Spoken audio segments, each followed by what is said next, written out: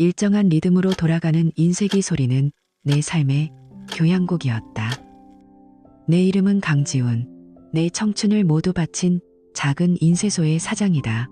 잉크와 종이 냄새, 규칙적으로 움직이는 재단기의 소음. 그곳은 내가 속한 세상이었다. 성실하고 정직하며 어떤 거짓도 없는 세상. 나는 매일 저녁 돌아가는 나의 집 또한 그 세상의 일부라고 믿어 의심치 않았다. 아내 유선아는 요양원의 간호사다. 희생과 따뜻한 마음이 필요한 고귀한 일. 나는 늘 그런 아내를 자랑스러워했다. 친구들이 결혼 생활에 대해 물으면 나는 언제나 웃으며 말했다. 천사 같은 아내와 살고 있어. 지난 19년 동안 나는 그 사실을 무조건적으로 믿어왔다. 하지만 언젠가부터 내 삶에 익숙한 교향곡에 불협화음이 끼어들기 시작했다. 모든 것은 아주 사소한 변화에서 시작되었다. 선아는 언젠가부터 새로운 향수를 쓰기 시작했다. 그녀가 늘 사용하던 깨끗한 비누향이 아닌 섬세하고 매혹적인 향이었다. 내가 묻자 그녀는 그저 웃으며 환자 가족이 고맙다고 준 선물이라고 했다. 나는 믿었다. 그리고 그녀는 휴대폰에 집착하기 시작했다. 예전에는 집에 오면 핸드백에 던져두던 그 물건이 이제는 그녀 몸의 일부가 된 듯했다. 부엌에도 욕실에도 그것을 들고 갔다. 내가 가까이 다가가면 그녀는 화들짝 놀라며 화면을 뒤집었다.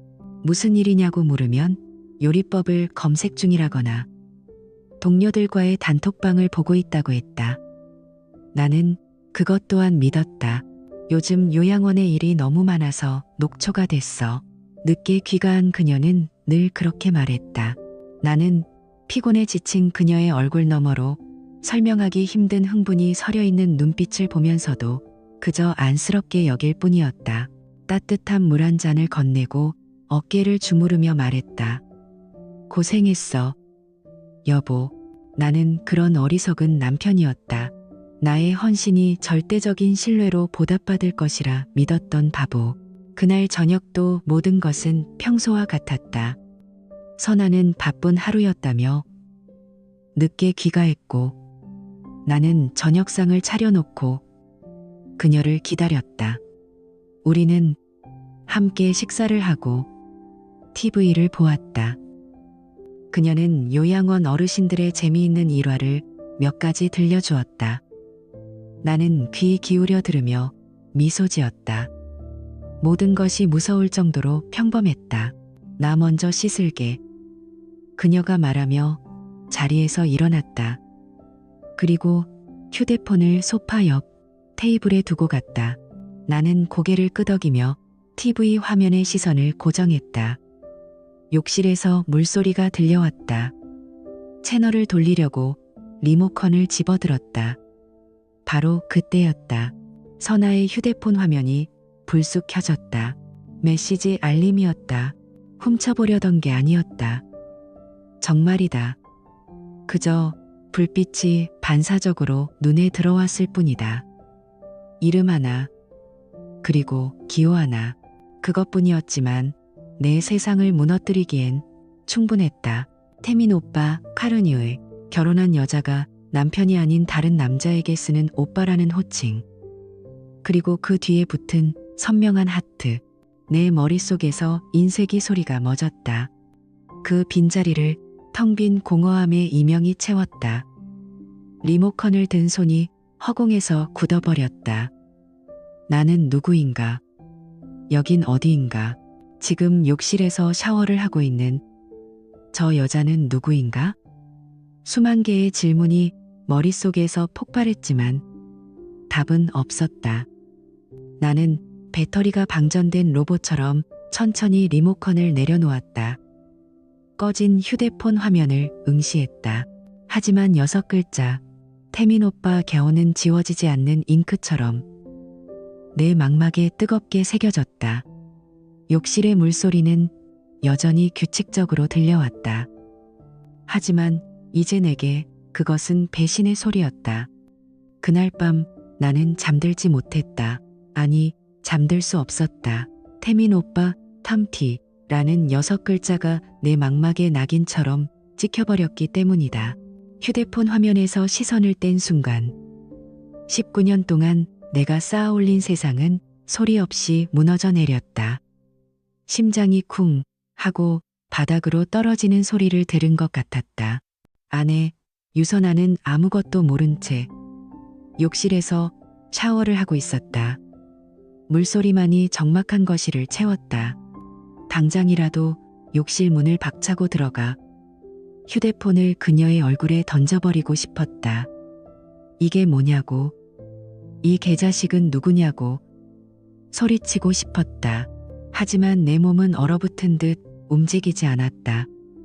분노보다 더 큰 어떤 감정이, 차가운 이성이 내 발목을 붙잡았다. 지금 소리치면 뭐가 달라지지? 그녀는 울며불며 변명하겠지. 실수였다고, 그냥 아는 동료일 뿐이라고. 나는 그 가증스러운 거짓말을 또다시 믿어주는 바보가 될 것이다. 아니, 더는 그렇게 살 수 없었다. 그날 밤 어리석은 남편 강지우는 죽었다. 대신 차가운 분노로 가득 찬 사냥꾼이 태어났다. 다음 날부터 나의 비밀스러운 조사가 시작되었다. 나는 인쇄소 구석에 아무도 모르는 낡은 수첩 하나를 마련했다. 그것은 선아의 거짓말을 기록하는 가식 일지가 되었다. X월 X일 저녁 9시 요양원 응급 상황으로 야근. 그녀는 피곤한 얼굴로 내게 말했지만 나는 알고 있었다. 그녀의 차는 요양원이 아닌 도시의 반대편에 있는 한적한 동네를 향하고 있었다. 어떻게 알았냐고?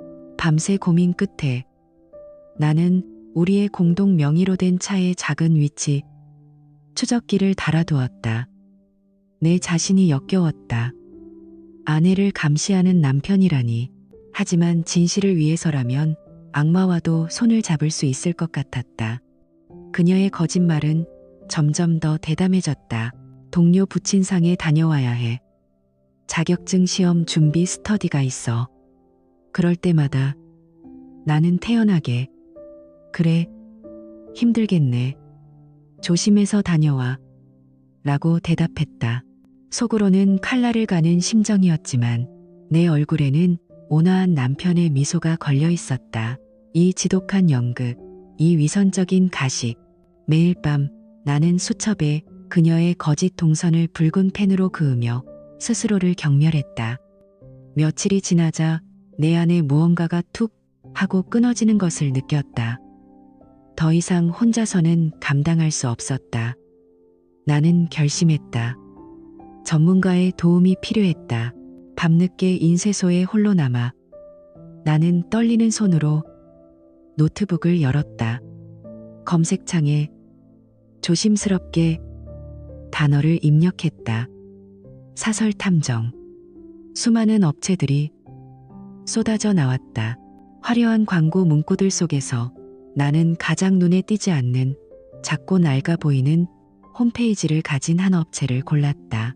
왠지 모르게 그곳은 진실에 더 가까울 것 같았다. 다음 날 오후 나는 약속 장소인 낡은 상가 건물로 향했다. 미래 기획이라는 간판이 먼지 쌓인 유리창 너머로 보였다. 사무실은 상상했던 그대로였다. 좁고 어둡고 오래된 서류 냄새가 났다. 나를 맞이한 것은 50대 중반쯤 되어 보이는 세상사에 닳고 다른 듯한 표정의 남자였다. 그는 자신을 박 부장이라고 소개했다. 나는 뜸을 들이다 어렵게 입을 열었다. 아내의 외도가 의심된다고.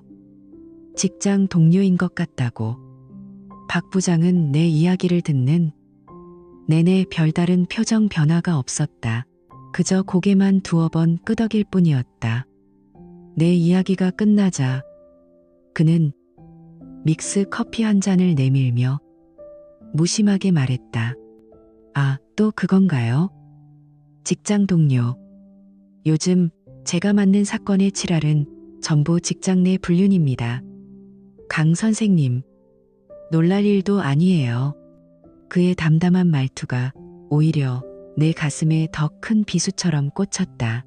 나의 이 찢어지는 고통이 그에게는 그저 수많은 사건 중 하나일 뿐이라는 사실이 나를 더욱 비참하게 만들었다. 증거를 원합니다. 확실한 증거요. 내 목소리는 내가 듣기에도 차갑고 단호했다. 박 부장은 잠시 나를 빤히 쳐다보더니 고개를 끄덕였다. 알겠습니다. 상대방 인적사항, 사진, 두 사람이 함께 있는 영상까지 법정에서도 빼도 박도 못할 증거로 준비해드리죠. 일주일만 시간을 주십시오. 나는 그 자리에서 계약서에 사인하고 두둑한 현금이 든 봉투를 건넸다. 돈은 아깝지 않았다. 나는 진실을 사는 것이었고 곧 시작될 전쟁을 위한 무기를 구입하는 것이었다. 사무실을 나서자 흐린 하늘에서 차가운 비가 내리고 있었다. 내 마음처럼 그렇게 나의 비밀 계획은 본격적으로 시작되었다. 남은 것은 오직 기다림뿐이었다. 지옥 같은 일주일의 기다림. 그리고 일주일 뒤 마침내 내 휴대폰이 울렸다. 발신자는 박 부장이었다. 강 선생님, 접니다. 드릴 말씀이 있습니다. 지금 통화 괜찮으십니까? 나는 마른 침을 삼켰다. 그의 목소리는 그날처럼 담담했지만 그 너머에 무언가 폭풍 같은 것이 숨겨져 있음을 직감할 수 있었다. 나는 떨리는 목소리로 대답했다. 네, 괜찮습니다. 보고서를 이메일로 보내드렸습니다. 그리고 사진들도요. 아마 앉아서 보시는 게 좋을 겁니다. 첫 번째 사진이 화면에 떴다.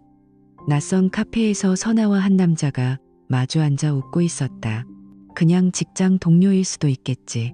하지만 이어지는 사진들은 내 마지막 희망의 싹을 잘라버렸다. 시내에서 조금 떨어진 호텔 입구로 함께 들어가는 모습, 어두운 차 안에서 키스하는 모습, 그리고 서로의 허리를 감싸 안고 세상에 둘만 존재하는 것처럼 행복하게 웃고 있는 모습. 분노보다 먼저 찾아온 것은 지독한 허탈감이었다. 사진 속 선아의 얼굴 때문이었다. 내가 지난 19년간 단 한 번도 본 적 없는 그런 순수하고 완전한 행복의 미소. 아, 저 미소는 나를 위한 것이 아니었구나. 단 한 번도. 나는 그저 그녀의 안정적인 배경, 지루한 일상의 한 부분이었을 뿐이다. 심장이 텅 비어버린 것 같았다. 눈물조차 나오지 않았다. 사진 파일 아래에는 짧은 보고서가 있었다. 대상, 권태민. 나이, 45세. 직업, 유선아 씨와 같은 요양원 물리치료사. 가족관계, 기혼, 슬아의 고등학생 아들 하나. 권태민. 익숙한 이름이었다. 몇 년 전 요양원 회식 자리에 잠시 들렀을 때 선아가 소개해줬던 그 남자. 선하고 조금은 어수룩해 보였던 인상. 그 평범한 얼굴 뒤에 이런 뱀 같은 욕망이 숨어 있었을 줄이야. 보고서의 마지막 문장이 내 눈을 사로잡았다. 특이사항, 대상 권태민의 아내 박은주 씨 또한 남편의 외도를 의심하여 본사에 상담 의뢰한 기록이 있음. 현재 보류 중. 박은주. 나는 그 이름을 몇 번이고 되뇌었다. 나와 같은 지옥을 겪고 있는 또 다른 사람이 있다는 사실.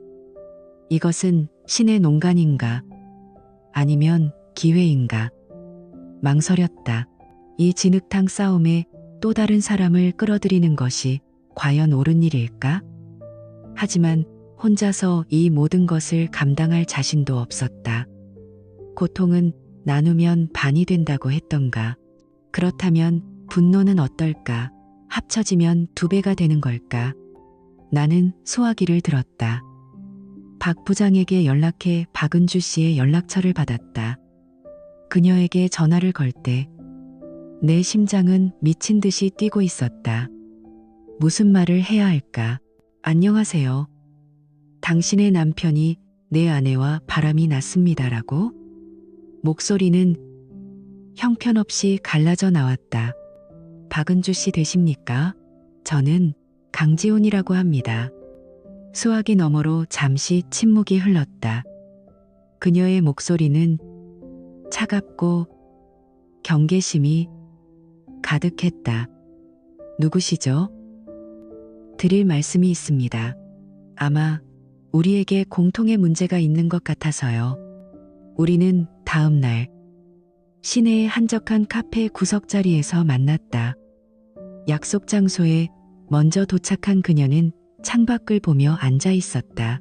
날카로운 눈매와 굳게 담은 입술에서 그녀가 어떤 사람인지 짐작할 수 있었다. 그녀는 나처럼 무너져 내린 피해자가 아니었다. 상처 입었지만 여전히 발톱을 세우고 있는 맹수 같았다.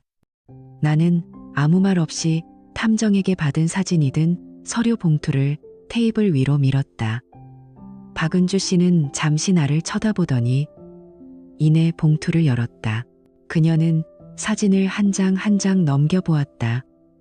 울지 않았다. 소리치지도 않았다.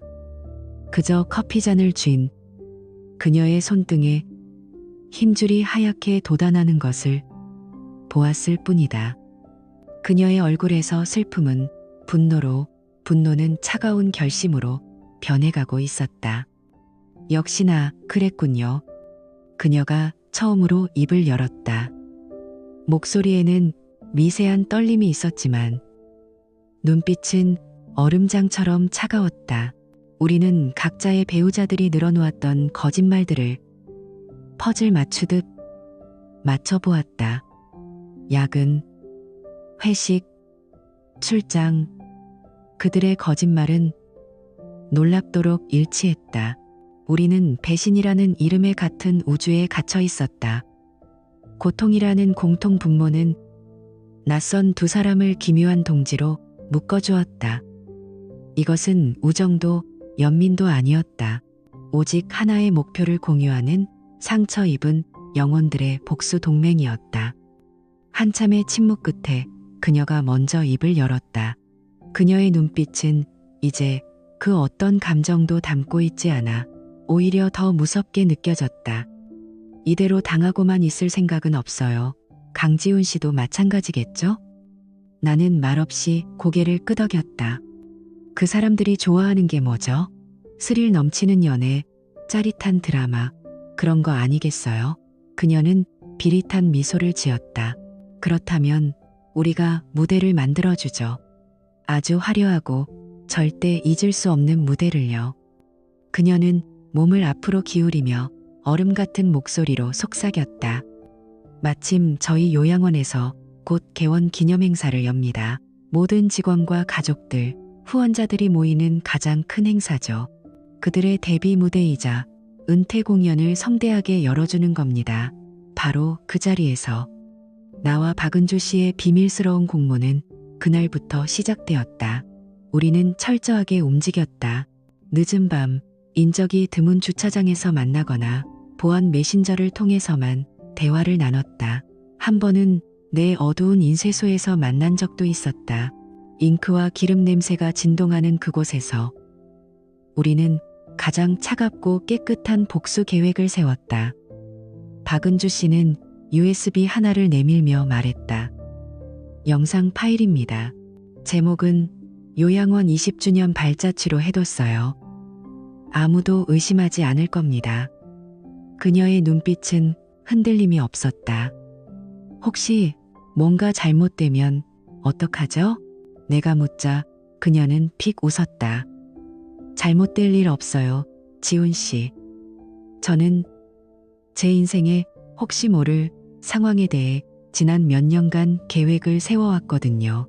이건 그냥 일정이 좀 앞당겨진 것뿐이에요. 그녀는 나보다 훨씬 오래전부터 이 전쟁을 준비해온 전사였다. 그녀는 그야말로 이 일에 타고난 사람이었다. 그녀는 요양원 개원 기념행사의 실무 담당자라는 직위를 이용해 행사 당일 상영될 기념 영상의 순서를 완벽하게 장악했다. 우리의 특별 영상은 직원 감사 영상이라는 위선적인 제목 아래 아무도 예상치 못한 순간에 재생될 터였다. 그렇게 디데이를 향한 완벽한 폭풍이 만들어지는 동안 나는 집이라는 무대 위에서 최고의 연기를 펼쳐야 했다. 매일 밤 유선아는 피곤에 찌든 얼굴로 돌아와 오늘도 힘들었어라고 중얼거렸다. 그러면 나는 세상에서 가장 자상한 남편의 얼굴로 그녀를 맞이했다.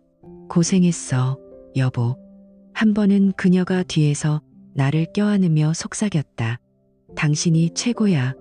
나는 온몸의 근육이 경직되는 것을 느꼈다. 그녀의 손길이 불에 달군 인두처럼 느껴져 비명을 지르며 뿌리치고 싶었지만 나는 그저 부드럽게 그녀의 손을 토닥여줄 뿐이었다. 속으로는 이렇게 외치고 있었지만 말이다. 고생했겠지. 내 돈으로 그 자식과 침대 위에서 뒹굴었으니 얼마나 피곤했겠어. 이 끔찍한 가식, 이 지긋지긋한 이중생활은 내 영혼을 조금씩 갉아먹고 있었다. 하지만 나는 견뎌야 했다. 더 큰 파국을 위해서. 그러던 어느 날 나는 결정적인 증거를 추가로 손에 넣었다. 바로 내 이름으로 발급된 신용카드 명세서였다. 나는 가게 지출 확인을 핑계로 명세서를 꼼꼼히 훑어보았다. 그리고 발견했다. 내가 한 번도 가본 적 없는 고급 레스토랑의 결제 내역. 명품 브랜드 매장에서 구매한 넥타이. 고가의 남성용 향수. 그런데 그 넥타이, 작년 내 생일에 내가 갖고 싶다고 흘렸을 때 선아가 너무 비싸다며 타박했던 바로 그 브랜드였다. 레스토랑 역시 내가 우리의 20주년 결혼기념일에 가자고 몇 달 전부터 얘기했던 곳이었다. 모든 조각이 맞춰졌다. 그녀는 내 피와 땀이 밴 돈으로 우리의 추억이 될 수도 있었던 것들을 짓밟으며 그 남자와의 데이트 비용을 대고 선물을 사주고 있었던 것이다. 배신감에 이어 역겨움이 치밀어 올랐다. 이것은 단순히 감정의 배신이 아니었다. 나라는 인간 존재 자체에 대한 모독이었다.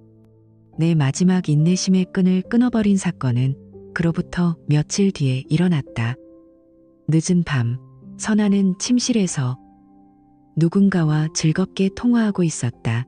그녀는 내가 서재에 있는 줄 아는 듯했다. 살짝 열린 문틈으로 그녀의 웃음소리가 새어나왔다. 그리고 내 귀에 날카롭게 밝힌 한마디. 걱정 마, 태민 씨. 우리 남편? 완전 둔하고 순진에 빠져서 아무것도 몰라. 일만 하는 바보인걸. 가끔 피곤하다고 하면 스트레스 풀라면서 용돈도 줘. 한심하지만 뭐 쓸모는 있으니까. 순간 내 머릿속의 모든 것이 하얗게 변했다. 분노, 슬픔, 배신감. 그 모든 감정을 넘어선 깊은 허무가 나를 덮쳤다. 바보. 쓸모있는 바보.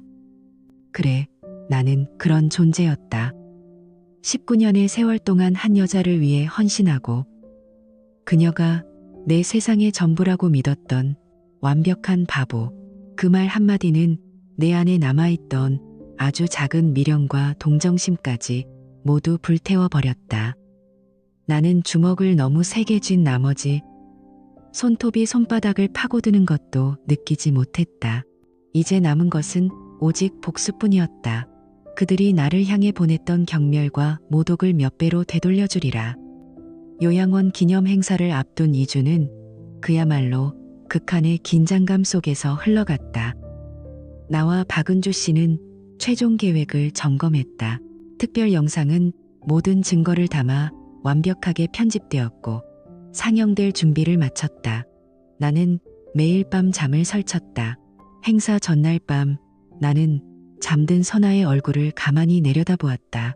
한때는 세상에서 가장 사랑했던 얼굴, 하지만 이제는 그저 낯선 타인의 얼굴일 뿐이었다. 사랑도 미움도 느껴지지 않았다. 오직 거대한 폭풍전의 고요만이 내 마음을 채우고 있었다. 다가올 파국에 대한 두려움과 모든 것을 끝낼 수 있다는 기묘한 기대감이 뒤섞여 나를 괴롭혔다. 그리고 마침내 운명의 날이 밝았다. 그날 아침 나는 평소와 다름없이 인쇄소로 출근했다. 기계는 굉음을 내며 돌아갔지만 내 마음은 전혀 다른 곳에 있었다. 박은주 씨에게서 짧은 메시지가 왔다. 모든 준비 완료. 무대에서 뵙죠. 심장이 세차게 뛰기 시작했다. 오후 5시. 모든 것이 끝날 시간이었다. 나는 시계만 쳐다보며 초조하게 시간을 보냈다. 오후 2시가 막 지났을 무렵이었다. 갑자기 휴대폰이 미친 듯이 울렸다. 박은주 씨였다.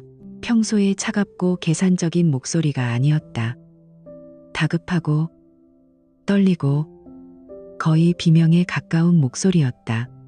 지훈 씨, 큰일 났어요. 그 사람들 교통사고가 났대요. 나는 미친 사람처럼 차를 몰아 병원으로 향했다. 머릿속은 온갖 감정들이 뒤엉켜 폭발하기 직전의 용광로 같았다. 지금 내가 왜 이렇게 달려가고 있는 거지? 걱정돼서? 아니면 내 복수극의 망가진 결말을 직접 확인하고 싶어서? 19년을 함께 산 아내, 유선아에 대한 희미한 걱정.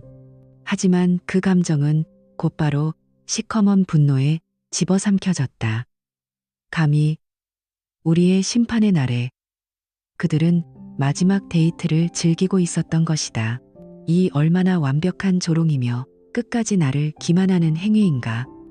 병원 응급실은 아수라장이었다. 소독약 냄새와 피냄새, 고통에 찬 신음소리가 뒤섞여 코와 귀를 마비시켰다. 그 혼돈 속에서 나는 하얀 벽에 기대어 넋을 잃고 서 있는 박은주 씨를 발견했다. 언제나 얼음처럼 차갑고 냉정했던 그녀의 얼굴은 창백하게 질려 있었다. 그녀는 나를 보더니 힘없이 입을 열었다. 우리 무대가 무너졌어요. 나는 대답할 말을 찾지 못했다. 치밀한 복수극의 두 명의 연출가는 이제 그저 압도적인 운명 앞에 무력하게 서 있는 구경꾼에 불과했다. 잠시 후 흰 가운을 입은 의사가 우리에게 다가왔다. 그의 표정은 수천 번의 나쁜 소식을 전해본 사람처럼 무감각했다. 유선아 씨는 다발성 골절상을 입었지만 다행히 생명에는 지장이 없습니다. 안정을 취하면 회복될 겁니다. 텅 빈 안도감이 스쳐 지나갔다.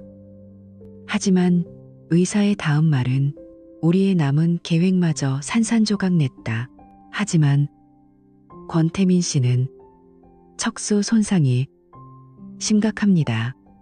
영구적인 하반신 마비가 올 가능성을 준비하셔야겠습니다. 영구마비. 그 단어가 응급실의 소음 위로 무겁게 내려앉았다. 박은주 씨의 몸이 휘청했고 나는 무의식적으로 그녀의 팔을 붙잡았다. 이상한 순간이었다. 최악의 원수들의 비극 앞에서 그들의 또 다른 피해자인 우리는 서로를 의지하고 있었다. 우리가 준비했던 공개적인 망신, 사회적인 매장은 이 잔인한 운명의 판결 앞에서 하찮고 유치한 장난이 되어버렸다. 하늘이 그들을 벌한 것인가? 아니면 나의 복수를 빼앗아간 것인가? 몇 시간이 흐르고 그들은 중환자실로 옮겨졌다. 나는 홀린 듯 중환자실로 향했다. 무언가를 내 눈으로 직접 확인해야만 했다. 심장 박동을 알리는 기계의 단조로운 신호음, 산소 호흡기에 씩씩거리는 소리만이 가득한 그 차가운 공간. 유리창 너머로 나란히 누워있는 두 개의 침대가 보였다. 그리고 내 숨을 먹게 한 광경. 각종 의료장치에 둘러싸여 의식 없이 누워있는 선아와 권태민. 그들의 손이 침대 사이의 좁은 공간에서 서로를 향해 뻗어 단단히 깍지를 끼고 있었다. 그들은 무의식 속에서도 그 고통 속에서도 서로를 놓지 않고 있었던 것이다. 그 순간 내 머릿속에 모든 안개가 걷혔다. 아, 이것은 단순한 육체의 탐닉이나 잠시의 일탈이 아니었구나. 그들만의 세상 속에서 이것은 진정한 사랑이었던 것이다. 그들은 서로에게서 구원을 찾았고 나의 19년은 그들의 위대한 사랑 이야기를 위한 입장권에 불과했다. 19년의 결혼 생활 동안 단 한 번도 나에게 보여주지 않았던 그 환한 미소의 의미를 나는 이제야 깨달았다. 그런데 이상했다. 슬픔이나 분노 대신 차갑고 투명한 어떤 감정이 내 온몸을 지배하기 시작했다.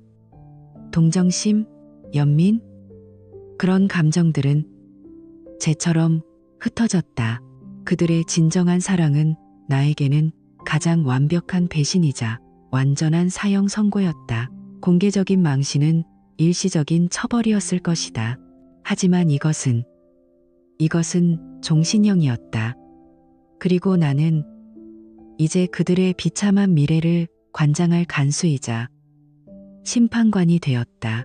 나는 더 이상 그들의 드라마에 등장하는 상처 입은 남편이 아니었다. 나는 완벽한 이방인이었다. 그렇다면 이방인에게는 이방인에 걸맞은 역할이 있는 법이다. 나는 모든 것을 끝내기로 결심했다. 동정심도 복수심도 아닌 오직 정리를 위해서 그들의 위대한 사랑 이야기에 내가 직접 마침표를 찍어주기로. 일주일이 흘렀다. 그들은 일반 병실로 옮겨졌고 어느 정도 안정을 되찾았다는 소식이 들려왔다. 나는 그 일주일 동안 변호사와 함께 모든 법적 준비를 마쳤다. 변호사는 내게 물었다. 상대방의 상태를 고려하여 조금 관대하게 진행할 생각은 없으십니까? 나는 창밖을 보며 대답했다. 아니요. 그 어느 때보다 더 확고합니다. 내 마음은 놀랍도록 평온했다. 모든 감정이 증발하고 오직 해야 할 일에 대한 명확한 청사진만이 남아있었다. 나는 묵직한 서류 가방을 들고 병원으로 향했다. 내 발걸음은 더 이상 망설이지 않았다. 복도 끝, 그들의 병실 문 앞에 섰다. 나는 불안감 때문이 아니라 하나의 의식을 치르기 전처럼 깊은 숨을 들이마셨다. 그리고 문을 열었다. 나는 아무 말 없이 선아의 침대 옆으로 걸어갔다. 그리고 묵직한 서류 가방을 열었다. 찰칵하는 가방 잠금새 소리가 병실의 정적을 날카롭게 갈랐다. 나는 그 안에서 서류 뭉치와 사진들을 꺼내 그녀의 침대 위 하얀 시트 위에 하나씩 아주 천천히 펼쳐놓기 시작했다. 마치 카드게임의 딜러가 마지막 패를 보여주듯. 모텔 CCTV에 찍힌 영상 캡처, 카페에서 키스하는 사진, 두 사람이 주고받은 역겨운 메시지들, 그리고 내가 번 돈으로 그 남자에게 사준 명품 선물들의 영수증까지. 우리의 19년 결혼 생활을 조각내 버린 증거들이 그들의 눈앞에 파노라마처럼 펼쳐졌다. 선아의 눈동자가 맹렬하게 흔들렸다. 권태민은 시선을 피하며 고개를 돌렸다. 여보, 이건 오해야. 선아가 울먹이며 변명을 시작하려 했다. 나는 그녀의 말을 잘랐다. 내 목소리는 분노나 슬픔이 아닌 모든 감정이 증발해버린 차가운 톤이었다. 오해? 그럼 내가 이해하게 설명해봐. 당신의 그 진정한 사랑은 저기 옆 침대에 누워있는데. 나는 턱짓으로 권태민을 가리켰다. 그럼 나는 뭐였지? 지난 19년 동안 나는 당신에게 대체 뭐였냐는 말이야. 이 위대한 로맨스의 자금을 대는 그냥 편리한 지갑이었나? 내 말에 선아는 더 이상 말을 잇지 못하고 그저 소리 죽여 흐느끼기 시작했다. 그 눈물에 나는 아무것도 느낄 수 없었다. 그때 침묵을 지키던 박은주 씨가 움직였다. 그녀는 한치의 망설임도 없이 권태민의 침대로 다가가 서류 봉투 하나를 그의 가슴팍에 던졌다. 당신이 그렇게 원하던 자유야. 이제 마음껏 원하는 대로 살아. 여기 서명해. 권태민은 떨리는 손으로 이혼 서류를 받아들었지만 아무 말도 하지 못했다. 그저 자신의 무력함에 절망할 뿐이었다. 바로 그때였다. 병실 문이 거칠게 열리며 장모님이 헐레벌떡 뛰어들어왔다. 아니, 김서방. 우리 딸이 이렇게 아픈데 와서 지금 뭐 하는 짓인가? 장모님은 다짜고짜 나에게 소리쳤다. 나는 장모님과 언쟁할 생각조차 없었다. 그저 침대 위에 놓인 사진들 중 가장 선명한 키스 사진 한 장을 집어들어 그녀의 눈앞에 보여주었다. 장모님의 얼굴에서 모든 핏기가 사라졌다. 분노로 가득 찼던 얼굴은 순식간에 충격과 수치심으로 일그러졌다. 그녀는 아무 말도 하지 못하고 뒷걸음질 치다 주저앉을 뻔했다. 나는 이제 이 지긋지긋한 연극의 마지막 막을 내릴 시간임을 알았다. 나는 판사가 피고인에게 판결을 내리듯 차갑고 명료한 목소리로 나의 최종 판결을 내렸다. 첫째, 이혼. 여기 이혼 서류에 이미 내 도장은 찍었어. 당신 차례야. 나는 선아에게 펜과 함께 서류를 내밀었다. 둘째, 소송. 권태민 씨, 당신에게는 상간남 위자료 청구 소송을 제기할 겁니다. 변호사를 통해 곧 연락이 갈 테니 준비하도록 하세요. 셋째, 돈 문제. 이 시간부로 당신은 더 이상 내 아내가 아니야. 그러니 나는 당신들 치료비를 단 1원도 지불할 의무가 없어. 그 위대한 사랑으로 둘이서 알아서 해결해. 마지막으로 나는 결정타를 날렸다. 아, 그리고 당신들 직장 문제. 내가 친절하게도 이 모든 증거 자료 사본을 당신들이 일하는 요양원 원장님께 등기 우편으로 보냈습니다. 아마 지금쯤 도착했을 겁니다. 직장 내 불륜에 대한 그곳의 방침이 아주 엄격하다고 들었는데 앞으로 두 분의 미래가 참 기대되는군. 병실 안의 공기가 완전히 얼어붙었다. 선아의 울음소리마저 멎었다. 오직 완전한 붕괴와 절망만이 남아있을 뿐이었다. 나는 더 이상 그들을 쳐다보지 않았다. 나와 박은주 씨는 말없이 서로를 한번 쳐다본 후 뒤돌아 병실을 나섰다. 등 뒤로 선아의 무너지는 통곡 소리가 들려왔지만 내 발걸음을 멈추게 하지는 못했다. 복도로 나와 병원의 차가운 공기를 들이마시는 순간 나는 19년간 나를 짓눌러 왔던 무거운 족쇄가 풀리는 듯한 기묘한 해방감을 느꼈다. 그 후에 법적 절차는 예상대로 신속하고 일방적으로 진행되었다. 변호사는 내 손에 들린 증거들을 보며 이건 전쟁이 아니라 일방적인 통보입니다 라고 말했다. 그의 말대로였다. 이혼 소송에서 유선아는 거의 아무것도 받지 못했다. 판사는 그녀의 유책 사유가 명백하다며 재산분할 청구를 대부분 기각했다. 그녀는 19년의 결혼 생활에서 자신의 몸과 약간의 개인 소지품만을 챙겨나가야 했다. 권태민에 대한 상간남 위자료 청구 소송 역시 완벽한 승소였다. 법원은 그에게 거액의 위자료를 지급하라고 판결했다. 그는 얼마 되지 않는 자신의 재산을 처분해서라도 돈을 갚아야 할 처지가 되었다. 그들의 직장 생활 역시 끝이었다. 요양원은 즉시 징계위원회를 열어 두 사람을 해고했다. 좁은 업계의 소문은 흉흉하게 퍼져나가 그들은 사실상 사회적으로 매장당했다. 모든 것이 정리된 후 나는 미련 없이 과거를 처분하기 시작했다. 유선아와의 기억이 묻어있는 집과 내 청춘이 녹아있는 인쇄소를 모두 팔았다. 그리고 나는 아무도 나를 알지 못하는 조용한 바닷가 마을로 떠났다. 탁 트인 바다가 보이는 작은 상가를 얻어 예전보다 훨씬 작은 규모의 인쇄소를 새로 차렸다. 이제 이 거대한 기계 소리를 들으며 밤을 새울 일도, 누군가의 거짓말에 가슴 졸일 일도 없었다. 오직 잔잔한 파도 소리와 함께하는 평온한 일상만이 남았다. 휴대폰 번호도 바꾸었다. 과거로부터 오는 모든 연락을 차단하기 위한 마지막 의식이었다. 가끔 옛 지인들을 통해 그들의 소식이 바람결처럼 들려왔다. 권태민은 결국 장애 판정을 받아 기초생활수급자로 근근히 살아가고 있으며 유선아는 빚더미에 앉아 친정에 얹혀 살고 있다고 했다. 그 소식을 들었을 때 내 마음속에 통쾌함은 없었다. 그저 그렇게 되었구나 하는 담담한 확인뿐이었다. 나는 그들의 불행을 바라지 않았다. 하지만 그들은 나의 삶을 무너뜨려 자신들의 행복을 쌓아 올리려 했다. 그들의 붕괴는 그저 그 대가였을 뿐이다. 운명은 내가 계획했던 것보다 훨씬 더 철저하고 잔인한 방식으로 정의를 실현했다. 오늘 저녁, 나는 새로 연 인쇄소의 작은 창가에 앉아 홀로 커피를 마신다.